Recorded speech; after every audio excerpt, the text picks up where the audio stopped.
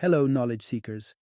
In this episode of 20-Minute Books, we delve into the fascinating world of The Molecule of More by Daniel Z. Lieberman and Michael E. Long. This intriguing exploration takes us on a journey into the labyrinth of the human mind, focusing on a singular brain chemical that plays a pivotal role in our desires, creativity, and emotional bonds. Using an interdisciplinary approach, The Molecule of More weaves together insights from psychology, neuroscience, and social studies, shedding light on diverse subjects such as drug addiction, mental illness, and even political discord.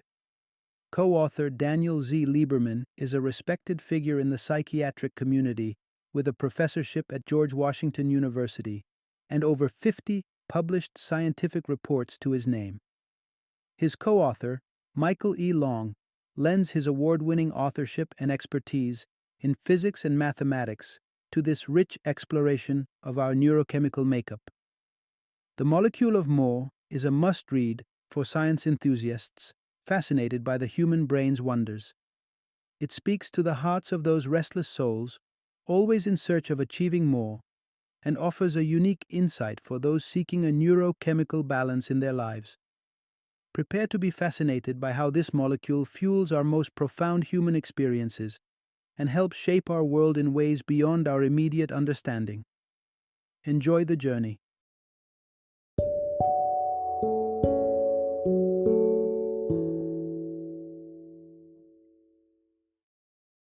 The Molecule of More: How a single chemical in your brain drives love, sex, and creativity, and will determine the fate of the human race.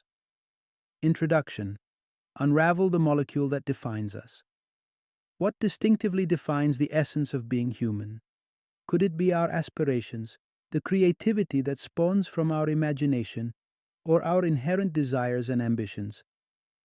It's not a straightforward question to answer, however. There's a fundamental certainty. Whatever the answer may be, it revolves around a tiny, brain-derived molecule, dopamine.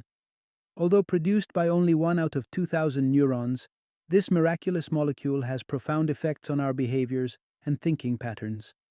The influence of dopamine spans across the spectrum of our human experiences, from understanding the pathways of addiction and recovery, the euphoria of falling in love, to the thin line between insanity and brilliance. To truly appreciate the role of this molecule in our lives, this narrative merges insights from diverse fields of psychology, neuroscience, and sociology. This enlightening journey of exploration will allow you to grasp the incredible might and potential dangers of dopamine. Embarking on this journey, you'll discover the reasons passionate romances can't maintain their initial intensity, why liberals and conservatives often seem to speak different languages, and why taking a break from our regular dose of dopamine might be a good idea. Part 1. Meet dopamine, the architect of our desires. If your past encounters with dopamine have left you thinking of it as the brain's joy-triggering compound, you're not alone. Since the moment Kathleen Montague pinpointed dopamine's presence in the human brain in 1957, it swiftly earned the reputation of the pleasure molecule. This designation was influenced by the undeniable ecstasy humans experience when dopamine sways our neural activities. Further investigations demonstrated an intriguing pattern. Dopamine activity peaked when rats received appetizing meals. This led to the labeling of the brain regions involved in this process as the dopamine reward circuit. However, as straightforward as this term may sound, it's actually an oversimplification that neglects dopamine's multifaceted nature. The key takeaway from this is that dopamine is essentially the molecule of possibilities. You see, dopamine isn't obsessed with savory meals or anything predictable for that matter. Rather, dopamine is aroused by elements that are fresh, unanticipated, and thrilling. The surprise factor is directly proportional to dopamine's release. The bigger the surprise, the stronger the dopamine surge and the more intense our pleasure. This dopamine-induced ecstasy intensifies when we encounter a reward prediction error, when reality turns out to be better than our expectations. Imagine the rush you feel when you find extra money in your bank account that you weren't anticipating. That's the dopamine rush. Recently, researchers proposed that our brains categorize the world into two domains: near and far. Anything within our immediate physical scope, things we can touch, see, feel, constitute the near domain. The far domain, on the other hand, encapsulates everything beyond our direct reach, both literally and metaphorically. The magic of dopamine lies in its power to ignite our excitement about elements in the far domain, spurring us to chase them. This molecule stirs up the hunter's zeal to capture a rarely seen beast, motivates the office worker to pursue a highly sought after promotion, and tempts the shopper to splurge on that sleek, high performance car. This intricate design of dopamine resonates with our evolutionary past. Because the sustenance we currently possess is already within our grasp, it's the prospect of the sustenance we don't have that could dictate our survival. That's the ultimate purpose dopamine serves, to propel us towards our dreams.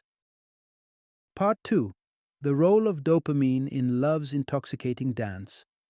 For anyone who's ever been in love, it's hardly a surprise that the experience can make you feel high. It's as if you're floating, intoxicated, euphoric, thanks to a love-induced dopamine high. With the anticipation of a blossoming relationship come countless exciting prospects, each triggering a surge of dopamine. And therein lies the intoxicating sensation of feeling head over heels in love. However, there lies an inherent problem within this enchanting dance of love. Relationships can't retain their novelty forever. Once the initial novelty fades, the dopamine rush evaporates with it. Anthropologist Helen Fisher postulates that the exhilarating phase of a new romance lasts between 12 to 18 months. Once this phase wanes, many couples hit a snag, sensing a void in their relationship. The dopamine high that once was is no more. Here's the key takeaway. Dopamine is not just the cupid that kindles love, but also the force that can extinguish its flame. As the dopamine high recedes, some individuals part ways, seeking the thrill of a new relationship, while others indulge in daydreams of an exhilarating, fresh romance.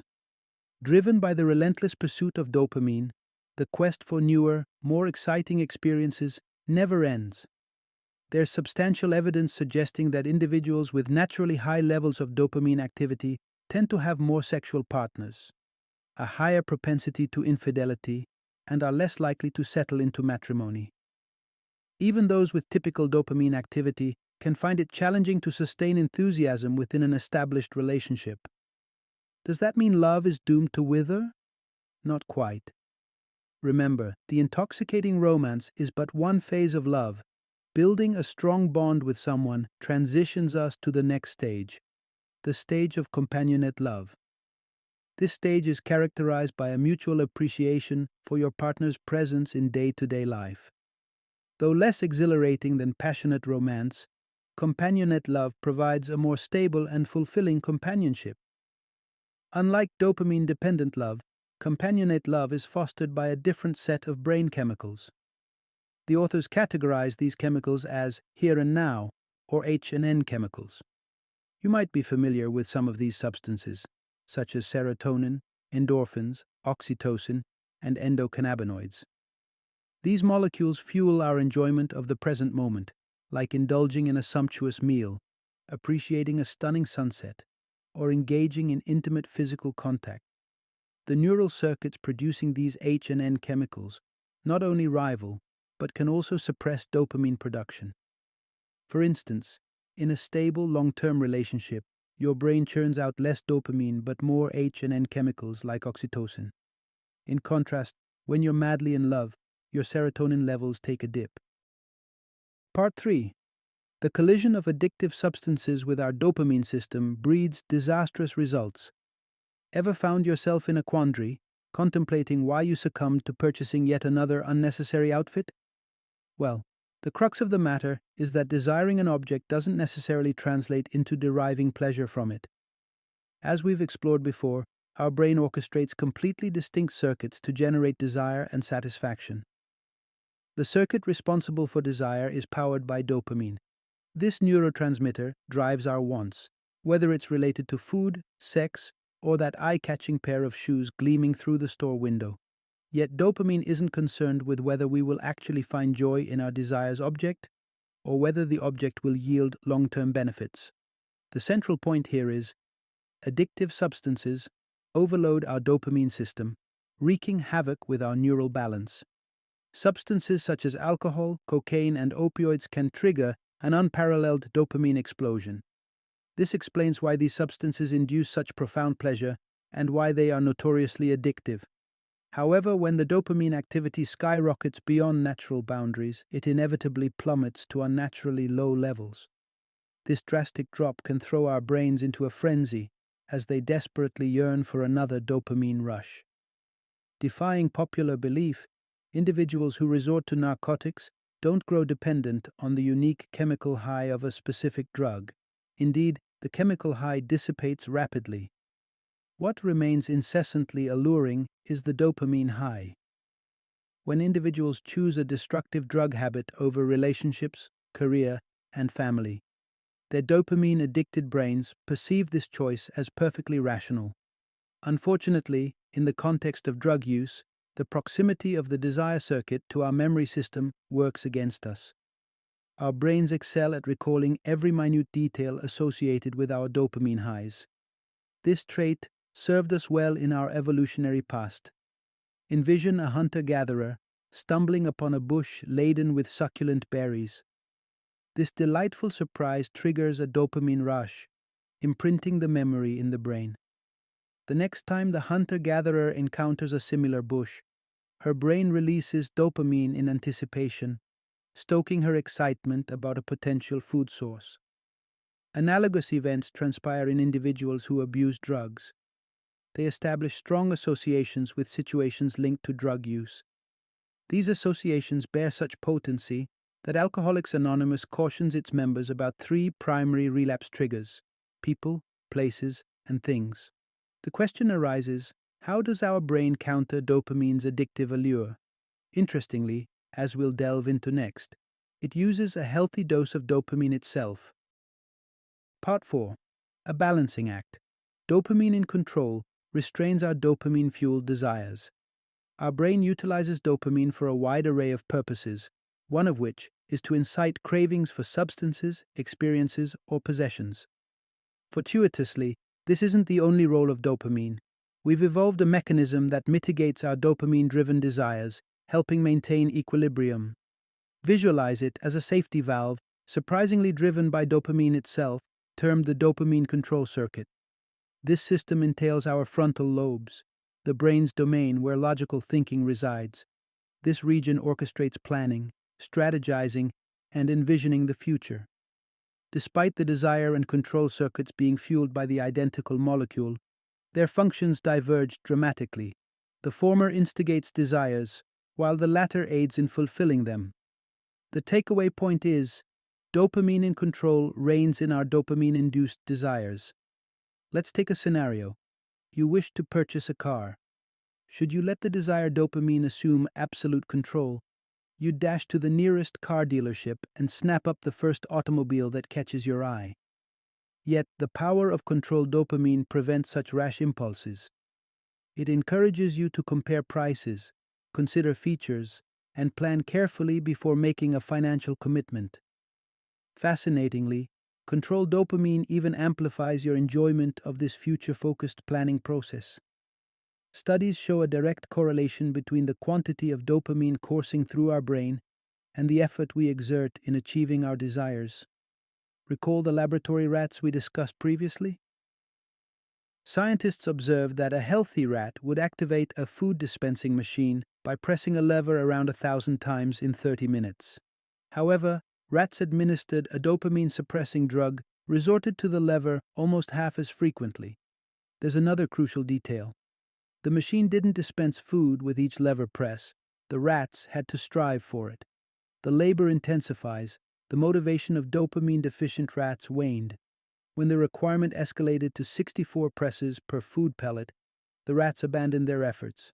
While scientists have never subjected humans to dopamine depletion, they've discerned that dopamine control systems exhibit varying activity levels in different individuals.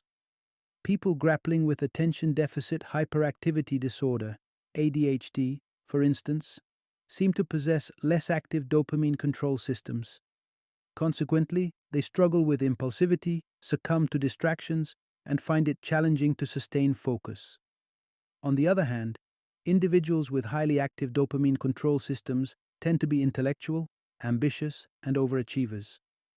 They exhibit lesser emotional reactivity, allowing them to maintain composure during stressful situations. But there's a catch. An excess of controlled dopamine inhibits their ability to derive pleasure from their accomplishments. In the upcoming segment, we'll delve deeper into the rewards and risks of an overabundance of dopamine. Part 5. Unleashing Creativity or Igniting Psychiatric Disorders. The dual nature of dopamine. Controlled dopamine fuels our brain's ability to strategize, imagine, and devise plans. The objective? To enhance our future, propelling it beyond the present conditions. However, this ambitious endeavor often necessitates stepping outside the comfort zone and forging innovative connections between seemingly unrelated elements. This is where the magic of creativity emerges. Creativity is the capacity to fabricate unique connections. It's observed that artists, musicians, and writers generally possess brains brimming with dopamine. This dopamine richness permits them to think in unprecedented, non-conventional ways, leading to the conception of never-before-seen connections. Yet, dopamine's creative potency harbors a dark side. When dopamine activity spirals out of control, it can induce hallucinations, delusions, or even mania. This is a common occurrence among individuals diagnosed with schizophrenia or bipolar disorder. The essential insight is, dopamine can spawn a creative genius, a psychiatric ailment, or sometimes, both. If we were to compare professional artists, musicians, and writers with individuals from disparate industries, we'd discover that creative professionals are more prone to possess risk genes associated with schizophrenia and bipolar disorder. Moreover, individuals suffering from schizophrenia and bipolar disorder often generate phenomenal art during episodes of illness. What's the connection between creativity and mental illness? Once again, the answer appears to be dopamine. A characteristic symptom of schizophrenia, for instance, is delusions. Schizophrenic individuals often harbor the conviction that they're under surveillance or manipulation. How does dopamine engender such fantastical beliefs? The explanation can be found in the psychological construct called salience. Salience quantifies the extent to which we perceive something as personally significant. Dopamine excels at generating salience. Recall the hunter-gatherer who discovered a bush laden with berries? The hungrier she is, the more intense the dopamine activity when she beholds the bush. This dopamine surge convinces her that the berries hold vital importance for her survival. However, when dopamine functionality falters, suddenly everything acquires an overwhelming sense of importance. Suppose you're watching the news. A reporter discusses the nuclear program. Suddenly your salience dopamine flares up, and your brain weaves a connection. You're now convinced that this nuclear program holds personal relevance for you. Excessive dopamine can convince individuals that random elements bear immense significance to them. This constitutes the foundation of schizophrenic delusions. Interestingly, many of us have personally experienced dopamine's peculiar creative prowess. This neurotransmitter becomes hyperactive during sleep, resulting in dreams often constituting an unusual melange of seemingly disconnected elements. Part 6. The Impact of Dopamine on Our Political Inclinations. Back in 2002, researchers from Virginia Commonwealth University unveiled a study exploring the relationship between personality traits and political affiliations. The findings seemingly corroborated widely held academic assumptions. Liberals were painted as social butterflies and philanthropists, while conservatives leaned toward impulsivity and authoritarian tendencies. Yet, 14 years later, researchers conceded they'd inadvertently swapped the datasets. As it turns out, liberals were the ones exhibiting impulsivity, authoritarian streaks, and a penchant for sensation-seeking, while conservatives were sociable and generous. Despite this mix-up, The fundamental question begs to be addressed. How can such tendencies be explained? Once more, we turn to dopamine for answers. The crucial takeaway here is dopamine levels can influence our political ideologies. Liberals are often novelty seekers, they hunger for progress. Both of these traits are associated with dopamine. On the other hand, conservatives often prioritize present concerns. They value practicality and demonstrate an aversion for novelty. These traits are driven by here and now chemicals, a concept we've explored earlier. Backing this connection, research links liberalism to slightly higher IQ levels. In one study, participants identifying as very liberal averaged an IQ score of 106, while self-proclaimed conservatives scored an average of 95 on the IQ scale. But this doesn't imply that liberals are inherently more intelligent. An IQ test only measures a single form of intelligence, abstract thinking. This trait, akin to artistic creativity, is a product of dopamine. Conservative brains, it appears, are more attuned to here and now brain chemicals. Their thoughts tend to be centered on immediate concerns. They appreciate practical solutions over abstract strategies and tend to be wary of change. This could shed light on why conservatives often reject liberal policies favoring the impoverished, yet generously donate to charities. It might also explain why conservatives are more likely to get married and indulge in sex less frequently than their dopamine-fueled liberal counterparts. But remember, our brain's dopamine and here and now chemicals levels aren't static. Both scientists and politicians can manipulate these. For instance, numerous political campaigns promulgate conservative agendas by triggering fear, a potent here and now emotion that stifles the liberal dopamine. Conversely, research shows that when people engage in dopamine-dependent abstract thinking, they become more receptive to liberal viewpoints. This suggests that our political beliefs, much like our brain chemistry, aren't rigidly fixed. Part 7. Dopamine. The conqueror of worlds. Dopamine is a powerful motivator that fuels our cravings for novel experiences. The more receptors our brains possess for this potent chemical, the more profound its influence on our behaviors. This might explain why individuals bearing a particular variant of the DRD4 gene, which is responsible for coding dopamine receptors, often exhibit higher risk-taking tendencies, adventurous spirits, and a voracious appetite for learning. Globally, approximately 20% of people possess this gene variation, known as DRD47R. Here's an intriguing facet. The distribution of this gene vastly differs from region to region. In North America, 32% of the population carry it. Contrastingly, an impressive 69% of indigenous South Americans bear this gene. To unravel this mystery, let's journey back to the genesis of the human species. The essential insight to remember is, dopamine enabled humans to conquer the world. Modern humans emerged in Africa roughly 200,000 years ago. However, several millennia elapsed before they started spreading across the globe. They arrived in Asia about 75,000 years ago, reached Europe approximately 30,000 years later, and finally settled in North America's farthest corners around 14,000 years ago. When researchers juxtaposed these migration patterns against the distribution of the 7R gene variation, they uncovered an astonishing correlation. The further human populations had journeyed from Africa, the higher the percentage of 7R carriers. It appears that the world's conquerors profited from heightened dopamine activity. This isn't surprising. Being adventurous and risk-taking would undoubtedly be advantageous when voyaging into unexplored territories. There's evidence suggesting that people in America exhibit higher dopamine levels than those in Asian or European societies. For instance, the US reports the highest rate of bipolar disorder worldwide, affecting over 4% of the population. Bipolar disorder is a psychiatric condition directly linked to elevated dopamine activity. In Japan, a nation with negligible immigration, this disorder affects a mere 0.7% of the population. So why are American populations riddled with heightened dopamine levels? Perhaps it's because the US is primarily a nation of immigrants. individuals audacious enough to embark on a journey into a new world. Indeed, outsiders often perceive Americans as overly optimistic, entrepreneurial, and restless.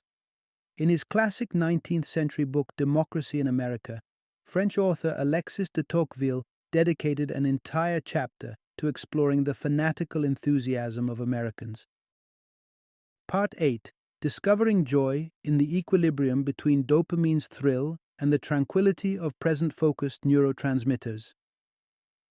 Dopamine is the catalyst for our ambitions, our perseverance, our creative zest, and even shapes our political perspectives.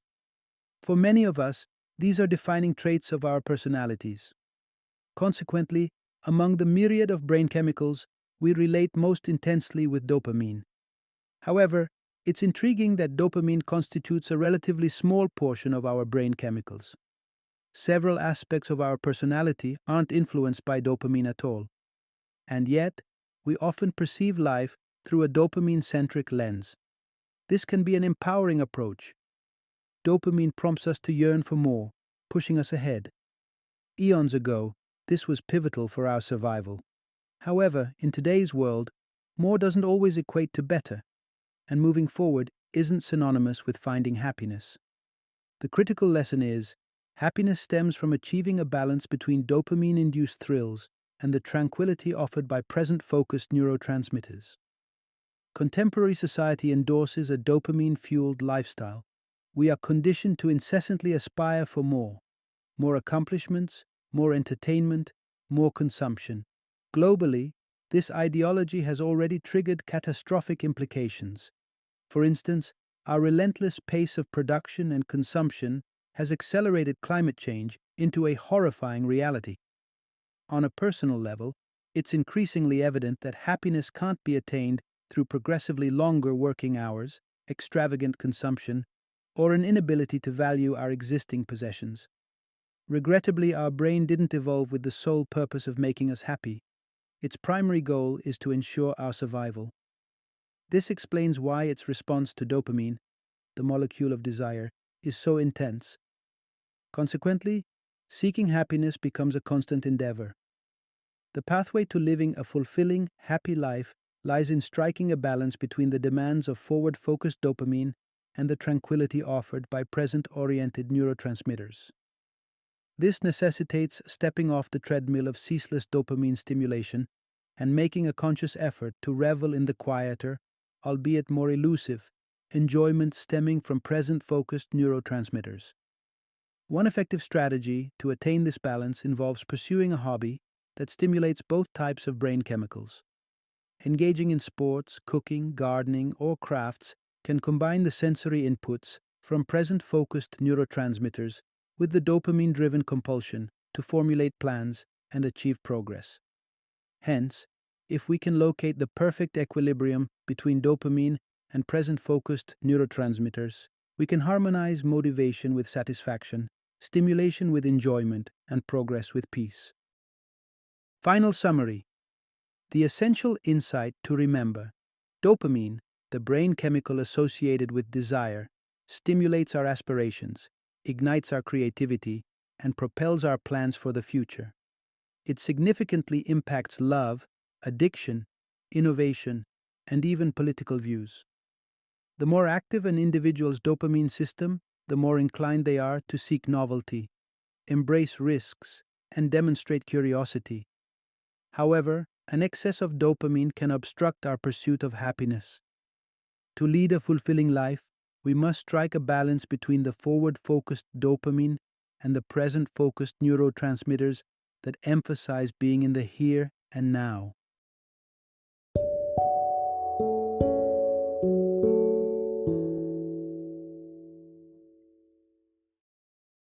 Thank you for joining me today on this journey of learning and discovery as we explored the insights of another thought-provoking book in our growing library of knowledge.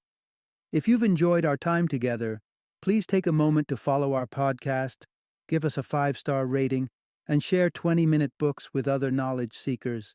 Your support truly means a lot. Don't forget to join me again in the next episode, where we will delve into another enriching book.